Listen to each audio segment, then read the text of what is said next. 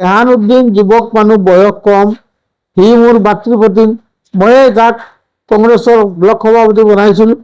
মই ভাবোঁ তাৰ ভৱিষ্যত আছে, তাৰ দিন আছে, বয়স আছে। এইবাৰ পোৱা নাই, এশবাৰ পাব। গতিকে ধৈৰ্য সহকাৰে থকাৰ প্ৰয়োজন আছিল।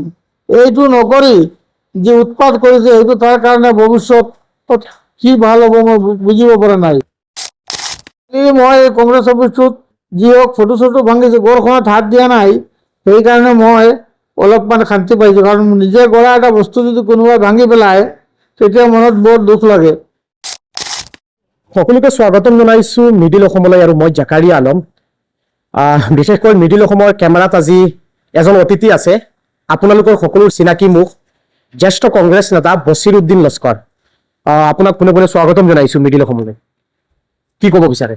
ইতিমধ্যে অহা 9 এপ্ৰিলত অসমত সাধাৰণ নিৰ্বাচন অনুষ্ঠিত হ'ব, নিৰ্বাচন কমিশ্যনাৰে ইতিমধ্যে ঘোষণা দিছে।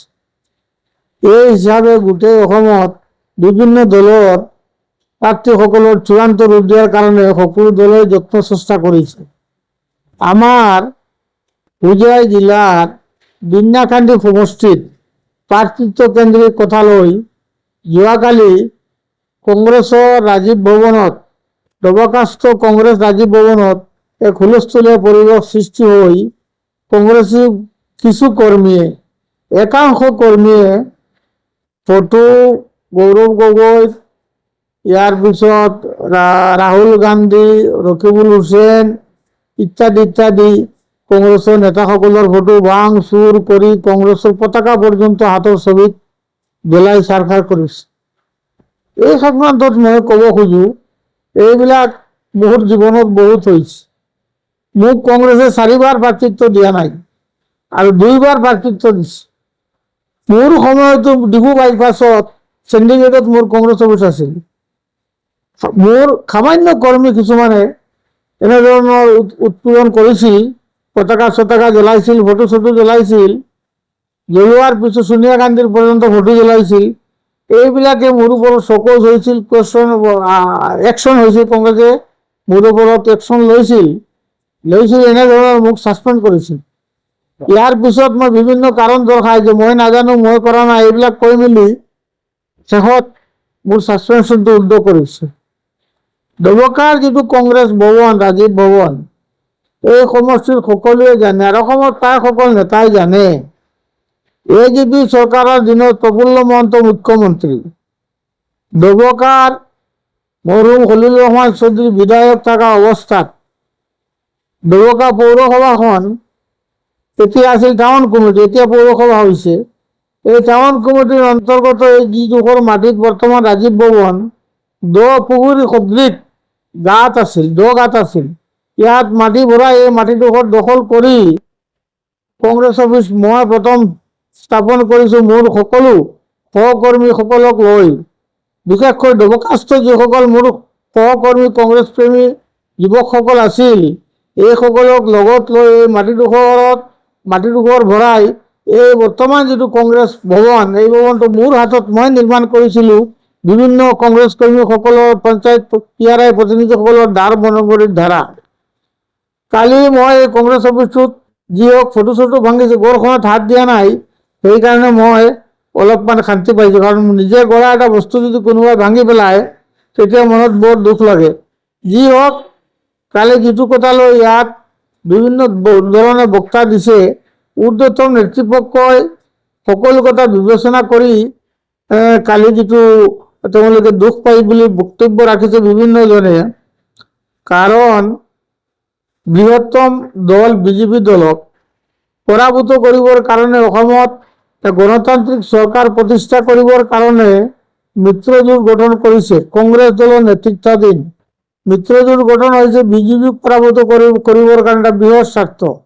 কোনোবা ব্যক্তিগত এজনৰ স্বাৰ্থ লৈ কংগ্ৰেছ দলে কাম কৰা নাই। কংগ্ৰেছ দল সাগৰ সদৃশ এটা বিৰাট দল, যি দলে ভাৰতবৰ্ষৰ স্বাধীনতা আনিছিল আৰু যি দলে গোটেই ভাৰতবৰ্ষৰ 60-65 বছৰ শাসন কৰিছিল। সেই দলে সিদ্ধান্ত লৈছে যে অসমত চৰকাৰ গঠন কৰিবলৈ হ'লে আৰু BJPৰ নিচিনা এটা দলক পৰাভূত কৰিবলৈ হ'লে মিত্ৰজোঁট সকলো বিৰোধী দল ঐক্যমত হোৱা প্ৰয়োজন। ঐক্য হ'লেহে আমি বিজেপিৰ নিচিনা এটা দলক পৰাভূত কৰিব পাৰিম। এই চিন্তাধাৰাই এই মিত্ৰজোঁট গঠন হৈছে আৰু একত্ৰিতভাৱে ভাগ বাটোৱাৰাত আমাৰ এই সমষ্টিটো AJP অসম জাতীয় পৰিষদৰ দলে পাইছে। পোৱাৰ পিছত মিত্ৰজোঁটৰ এই AJP দলে মৰহুম খলিলুৰ ৰহমান চৌধুৰীৰ ডাঙৰ পুত্ৰ ৰেজাউল কৰিম চৌধুৰীক প্ৰাৰ্থিত্ব দিছে। কাজেই সকলো কংগ্ৰেছ যিসকল প্ৰাৰ্থিত্ব প্ৰয়াসে প্ৰত্যাশী আছিল তেখেতসকলৰ মনত এটা আঘাতৰ সৃষ্টি হৈছে, এইটো মই মানো। ময়ো কেইবাবাৰ প্ৰাৰ্থিত্ব পাইছিলোঁ, মনত আঘাত লাগে। মোৰ মানুহবিলাকে হিন্দু মুছলিম সকলোৱে মাটিত বাগৰি বাগৰি পৰি কান্দিছিল এসময়ত। মোৰ সমৰ্থনত পূজাৰ পৰা গোটেই ট্ৰেইন ভৰ্তি কৰি 3000 মানুহ গুৱাহাটীত ৰাজীৱ ভৱনত গৈছিল। তাৰপিছতো কংগ্ৰেছে তাৰ সিদ্ধান্ত পৰিৱৰ্তন কৰা নাই। গতিকে কংগ্ৰেছ হাইকমাণ্ড বেছ দল এবাৰ হাইকমাণ্ডে এই তালিকাখনত সহি কৰাৰ পিছত ভুল শুদ্ধ কিছুমান হৈ যাব পাৰে। ভুল শুদ্ধ হ'লেও এই তালিকা পৰিৱৰ্তন হোৱা আমি আগতে কেতিয়াও দেখা নাই। গতিকে যিহেতু হাইকমাণ্ডে তালিকাখনত সহি কৰি দিছে, ৰেহান উদ্দিন যুৱক মানুহ, বয়স কম, সি মোৰ ভাতৃপ্ৰতিম, ময়ে তাক কংগ্ৰেছৰ ব্লক সভাপতি বনাইছিলোঁ। মই ভাবোঁ তাৰ ভৱিষ্যত আছে, তাৰ দিন আছে, বয়স আছে। এইবাৰ পোৱা নাই, এশবাৰ পাব। গতিকে ধৈৰ্য সহকাৰে থকাৰ প্ৰয়োজন আছিল। এইটো নকৰি যি উৎপাত কৰিছে সেইটো তাৰ কাৰণে ভৱিষ্যত কি ভাল হ'ব মই বুজিব পৰা নাই।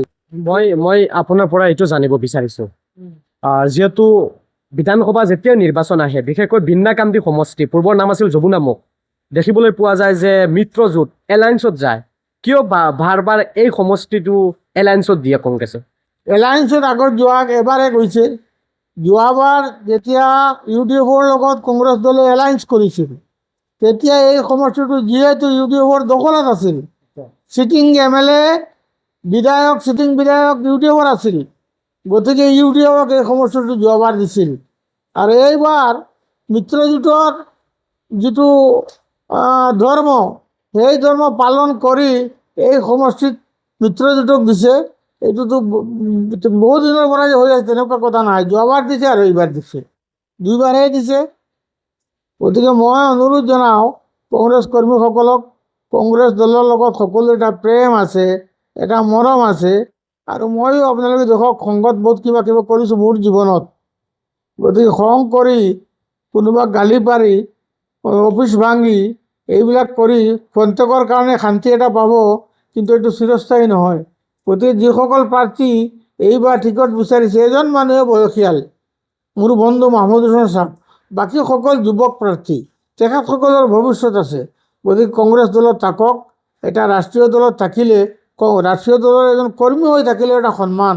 গতিকে কংগ্ৰেছ দলত সকলোকে মই আহ্বান জনাওঁ যে এই খন্তেকীয়া এই কালিৰ যিটো দুখ তেওঁলোকে পাইছে, আঘাত পাইছে, সেইটো এৰি কংগ্ৰেছ দলৰ লগত থাকিলে মই আহ্বান কৰোঁ আপোনালোকৰ ভৱিষ্যত উজ্জ্বল হ'ব। আপুনি এতিয়া বৰ্তমান সময়ত মৰহুম প্ৰয়াত খলিলুৰ ৰহমানৰ যিজন সুযোগ্য সন্তান ৰেজাউল কৰিম চৌধুৰীৰ লগত আপুনি আছে, যিহেতু মিত্ৰজোঁট কৰিছে। মই লগত থকাৰ কথা নাই। মই বয়সস্থ মানুহ, মই যে খুব বেছি সভা সমিতিত যাব পাৰোঁ, ক'ৰবাত যাব পাৰোঁ, তেনেকুৱা মোৰ স্বাস্থ্যই নামানিব। তথাপিও ৰেজাউল কৰিম মোৰ তাত আহিছিলে, মোৰ ভতিজাই আহি পেলাই মোৰ আশীৰ্বাদ লৈছে। আজি শবে বৰাতৰ দিন, শবে কদৰৰ দিন, তাক মই আশীৰ্বাদ দিছোঁ। আৰু মই 2-4 কথা কৈছোঁ মোৰ কংগ্ৰেছ কৰ্মীসকলকে সমষ্টিত, কাৰণ যিহেতু কংগ্ৰেছ দলটো হৈছে এটা হাইকমাণ্ড বেছ দল। কংগ্ৰেছে সদায় হাইকমাণ্ডক সন্মান কৰে। গতিকে হাইকমাণ্ডে যেতিয়া তাক মিত্ৰ দলক এই সমষ্টিটো দি দিছে, হাইকমাণ্ডৰ সন্মানাৰ্থে সকলো কংগ্ৰেছে ৰেজাউল চৌধুৰীক সমৰ্থন কৰাৰ কাৰণে মই আহ্বান জনাইছোঁ। তো যিহেতু আপুনি এজন পুৰণি জ্যেষ্ঠ কংগ্ৰেছ নেতা হিচাপে মই আপোনাৰ পৰা এইটো জানিব বিচাৰিছোঁ, এনেকুৱা কেতিয়াবা আপোনাৰো মনত দুখ লাগিছিল নেকি যে আপোনাক টিকেট দিয়া নাই, বেলেগক দি দিছিল? কালি যেনেদৰে হুবহু ঘটনা সংঘটিত হৈছে বা ঘটনা দিছে, মোক 2বাৰ টিকেট দিয়া নাই, ৰাঘৱ চাহাবক দিছে।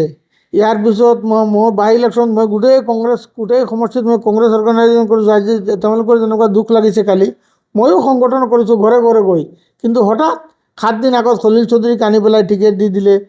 মই বিৰোধ কৰিছোঁ, মই অপেন বিৰোধ কৰিছোঁ, মই খোলা মাতত কৈছোঁ যে মই বিৰোধ কৰিম, মই বিৰোধ কৰিছোঁ।